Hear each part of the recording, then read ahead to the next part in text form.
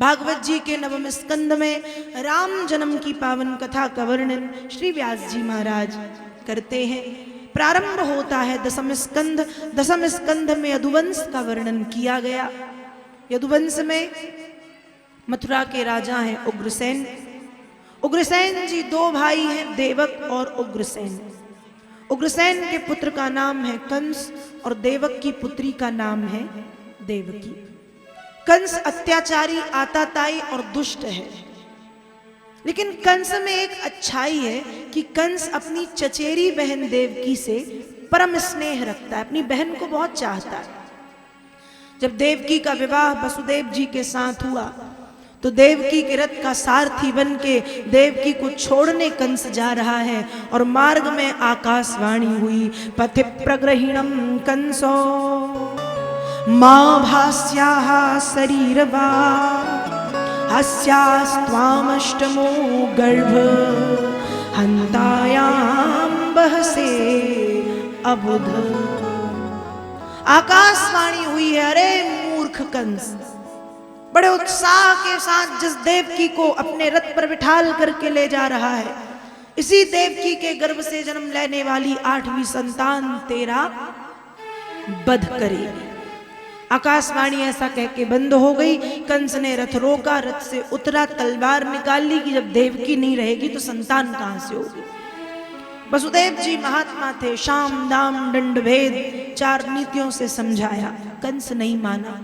कई कई प्रकार से समझाया, नहीं माना। अंत में वसुदेव कहते हैं, वचन देता हूं देवकी के गर्भ से जितनी संतान होंगी मैं तुम्हें लाके दूंगा, आगे तुम जो करना चाहो कर सकते हो।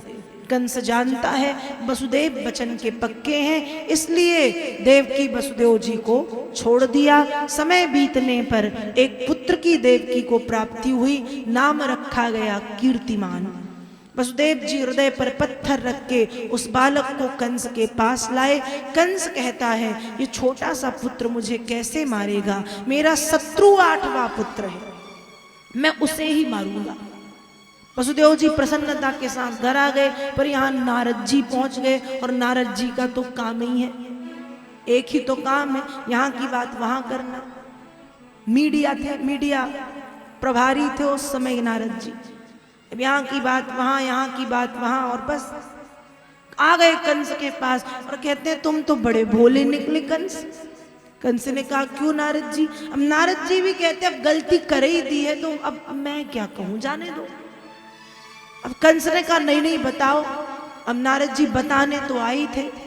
एक कमल का फूल हाथ में लिए हैं, कहते तनिक गिनो इस कमल के फूल में कितनी पंखुड़ी हैं। कंस गिनता 1 2 3 4 5 6 7 8, दूसरी से गिनो 8, तीसरी से गिनो 8। नारद जी ने कहा कुछ समझे? कंस ने कहा नहीं। नारद जी ने कहा बिल्कुल बुद्धू ही हो क्या? कहा मैं ये समझाना चाह रहा हूं कि जिस प्रकार से इस कमल के फूल को आगे पीछे बीच से कहीं से भी गिनो तो 8 हो रहा है, वैसे ही नारायण छलिया है, किसी भी रूप में आके तुम्हें मार सकता है। कंस ने कहा हाँ ये तो बिल्कुल सही बात है। अब आप बताओ नारद जी जैसे महात्मा ऐसा क्यों कर गए? क्योंकि नारद जी जानते हैं कि कंस के पाप का घड़ा भर चुका है, थोड़ा सा रह गया है, लेकिन जितना ही देर लगेगी भरने में उतनी ही देर भगवान को आने में होगी। इसलिए भगवान इसके पाप का घड़ा पूरा भरवा दिया जाए। तो जो रही सही कसर थी, देवकी वसुदेव को कारागार में बंद किया, 6 संतानों को निर्दयता के साथ मारा, तो उसके पाप का घड़ा भर गया। और जैसे ही घड़ा भरा है, यहाँ हाहाकार मचा है पृथ्वी पे, कंस का इतना अत्याचार है। 7वें बालक के रूप में बलभद्र जी महाराज पधारे हैं, जो भगवान की माया से देवकी के गर्भ से रोहिणी के गर्भ में प्रवेश कर गए। रोहिणी कौन? वसुदेव जी की दूसरी पत्नी, जो गोकुल में नंद यशोदा के पास छिप करके रह रही थी।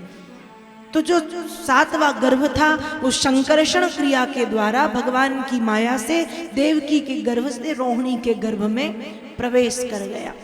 और कुछ समय के बाद कंस के कारागार में वह शुभ घड़ी आई जब भाद्र मास के कृष्ण पक्ष की अष्टमी तिथि में रात्रि के 12 बजे हैं और रात्रि के 12 बजे देवकी वसुदेव ने दिव्य प्रकाश को देखा।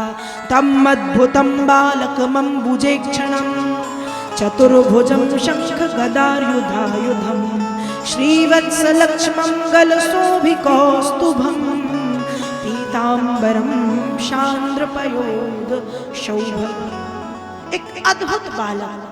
कैसा बालक? 5 वर्ष की उम्र है, छोटा सा मुखमंडल है, घुंघरारे बाल हैं, सांवरी सूरत है। मन चाह रहा है देखते रहे, पर डर है कि इसे भी कहीं कंस छीन ना ले। वसुदेव जी हाथ जोड़ के बोले, प्रभु छोटे हो जाओ। भगवान ने कहा ठीक है, और कहा आप अपने मित्र नंद के यहाँ छोड़ा ना। कहा कैसे? कहा ये आप जानो कैसे। भगवान हो गए छोटे। वहाँ सूपा पड़ा था, वसुदेव जी ने भगवान को उठा करके सूपे में रखा, सिर पर धारण किया। भगवान के सिर पर आते ही माया का ऐसा प्रभाव हुआ, सारे सैनिक सो गए, दरवाजे अपने आप खुल गए, हाथों की हथकड़ियां, पैरों की बेड़ियां खुल गई। और अब वसुदेव जी यमुना तट पे पहुंचे तो यमुना जी उफान पे है। यमुना कहती है, ठाकुर जी त्रेता में गंगा और सरयू ने चरणों को धो के जल पिया, लेकिन यमुना रह गई। और हे ठाकुर जी, आज जब तक यमुना चरणों को धो के जल नहीं पीती, यमुना जाने नहीं देगी। वसुदेव जी यमुना जी में प्रवेश कर गए, पर यमुना जी में बाढ़ आ गई। भगवान ने जल्दी से पैर बाहर निकाले, यमुना जी ने पैर धोए, जल पिया।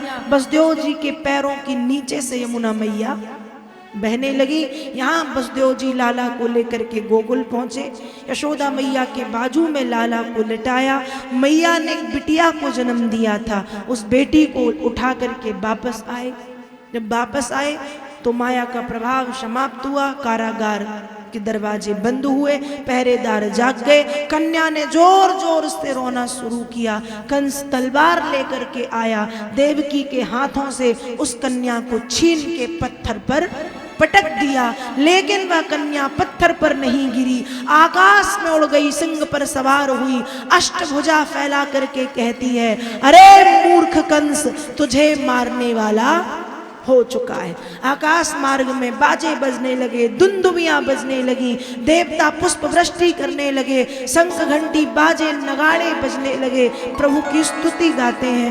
आइए हम सब भी प्रभु की स्तुति गाएं और फिर नंदोत्सव में प्रवेश करते हैं। बोलिए बाल कृष्ण भगवान की जय। भय प्रगट कृपाला दीन दयाला कौसल्या हितकारी हर्षित महतारी मुनि मनहारी अद्भुत रूप निहारी लोचने अभिरामा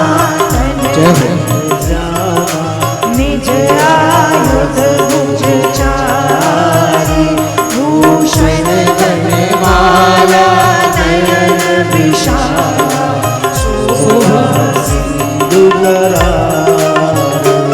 विप्रधेनु सुर संत हित लीन मनुज अवतार निज इच्छा निर्मित तनु माया गुण गोपार।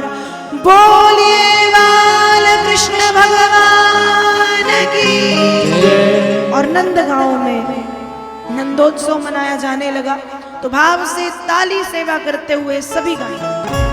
गोपिकाओं ने जब सुना कि यशोदा मैया के यहाँ लाला हो गया है तो गोपियां आई हैं।